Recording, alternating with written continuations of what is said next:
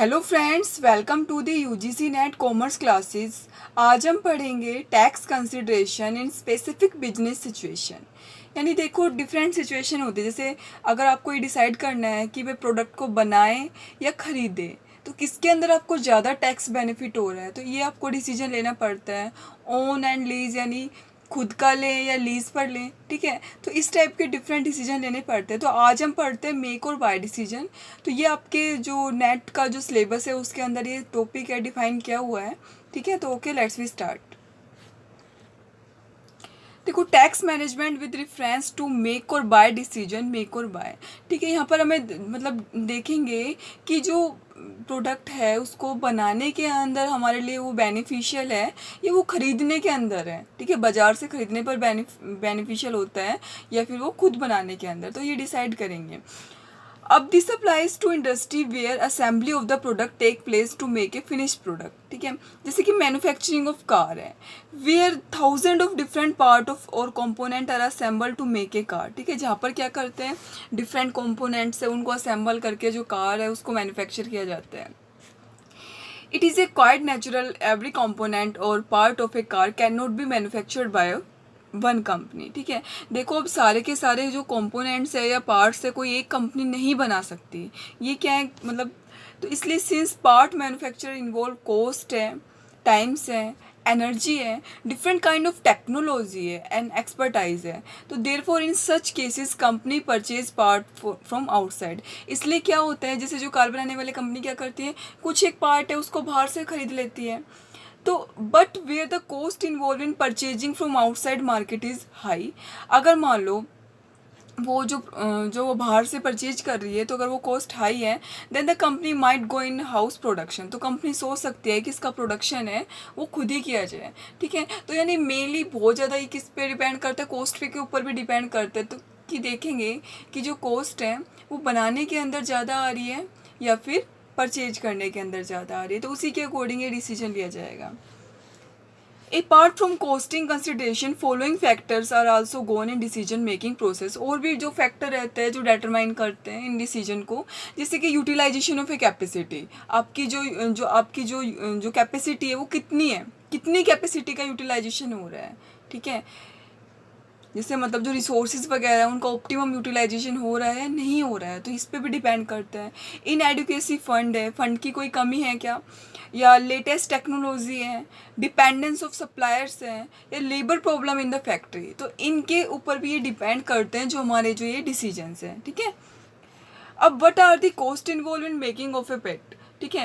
यानी पेट का मतलब क्या, यहाँ पर क्या है, प्रॉफिट आफ्टर टैक्स है, कि कौन कौन सी कॉस्ट इन्वॉल्व होती है प्रॉफिट आफ्टर टैक्स के जब हम कैलकुलेट करते हैं। तो फिक्स कॉस्ट है, फिक्स कॉस्ट जैसे परचेज ऑफ ए प्लांट, आपको परचेज करना ही पड़ेगा। वेरिएबल कॉस्ट क्या होती है, जो वेरी करती रहती है, जैसे रॉ मटेरियल है आप प्रोडक्शन के अकॉर्डिंग परचेज करोगे, लेबर्स हो गया, इलेक्ट्रिसिटी हो गई, तो ये डिपेंड करता है आपके प्रोडक्शन पर है। What are the cost involve in buying of a product from outside agency. अगर आप बाहर से प्रोडक्ट परचेज करते हो तो कौन सी कॉस्ट इन्वॉल्व होती है, बाइंग कॉस्ट और इन्वेंट्री कॉस्ट है, तो दोनों कॉस्ट इन्वॉल्व होती है। अब comparison of the above two cost shall determine which decision the company shall follow. इनका हम कंपैरिजन करेंगे, but however it should be kept in mind that while comparing cost, common cost should also be taken into account, ठीक है। जो common cost है उसको भी हमें देखना चाहिए। It should also be noted that the cost incurred in making a product and buying A product both involve in जो इनकरिंग ऑफ रिवेन्यू एक्सपेंडिचर, ठीक है। मतलब देखो, अगर जो दोनों तरीके चाहिए, आप बाइंग कॉस्ट ले लो, अगर आप प्रोडक्ट को बाहर से परचेज कर रहे हो या फिर आप खुद बना रहे हो, ठीक है, तो कुछ एक कॉमन कॉस्ट होती है, जैसे दोनों के अंदर ही आपका जो रिवेन्यू एक्सपेंडिचर है वो इन्वॉल्व है। तो therefore tax saved in both the cases are same. तो इस केस में दोनों में टैक्स सेविंग लगभग बराबर होगी। तो it comes into picture only when there is needed for extension और establishment of a new unit to manufacture then new component, ठीक है। अब टैक्स कंसिडरेशन, किन किन बातों को हमें ध्यान रखना चाहिए। एस्टेब्लिशिंग ए न्यू यूनिट, अगर if the decisions to manufacture a part for a component involve a setting up a separate industrial unit then tax incentive available. देखो, अगर आप जो न्यू यूनिट है उसको एस्टेब्लिश करने जा रहे हो, तो setting up a separate industrial unit then tax incentive, तो आपको कुछ एक इंसेंटिव भी मिलते हैं, तो आपको इनको भी डिटरमाइन करना चाहिए, ठीक है, जब आप ये डिसीजन ले रहे हो, जैसे under section 10A, 10B, 32, 80I A, 80I B, तो इनके ऊपर मतलब यहाँ पर आपको इनके जो बेनिफिट मिलते हैं तो आपको देखना चाहिए कि यहाँ पर आपका जो टैक्स सेविंग हो सकता है या नहीं, तो इसके अकॉर्डिंग आपको डिसीजन लेना चाहिए। देन आता है एक्सपोर्ट है। इफ़ मेक और buy decision is taken for exporting goods then tax incentive available under section 80HHC depends upon whether goods manufactured by taxpayer himself and exported or goods manufactured by other are exported by taxpayer। ठीक है, कि if make and buy decision is taken for exporting goods हैं, अगर आप जैसे जो ये आपको प्रोडक्ट को बनाना है या जो भी रॉ मटेरियल बनाना है या कंपोनेंट वगैरह को बनाना है या बाहर से परचेज करना है, तो डिपेंड करता है इस टेकन फॉर, अगर आप एक्सपोर्टिंग गुड्स के रिगार्डिंग ये डिसीजन ले रहे हो, आपको जिन गुड्स का एक्सपोर्ट किया जाना है, तो देन टैक्स इंसेंटिव अवेलेबल, तो उस केस में भी आपको टैक्स इंसेंटिव मिलते हैं अंडर सेक्शन 80HHC के अंदर। तो डिपेंड करता है अपन वेदर गुड्स मैन्युफैक्चर, कि क्या वो गुड्स मैन्युफैक्चरर ने खुद बनाया है बाय टैक्स पेयर हिमसेल्फ, और एक्सपोर्ट और गुड्स मैन्युफैक्चर बाय अदर, या उसने बाहर से परचेज किया। ठीक है, तो डिपेंड करता है। Sale of plant and machinery, तो if buying is cheaper then manufacturing and SSC decided to buy part और component for a long period of a time, अगर देखो खरीदना अगर आपको चीपर पड़ रहा है, सस्ता पड़ रहा है देन मैन्युफैक्चरिंग से, तो एसएससी डिसाइड कर सकता है to buy part component along with period, तो मतलब एसएससी उन कंपोनेंट को परचेज कर सकता है।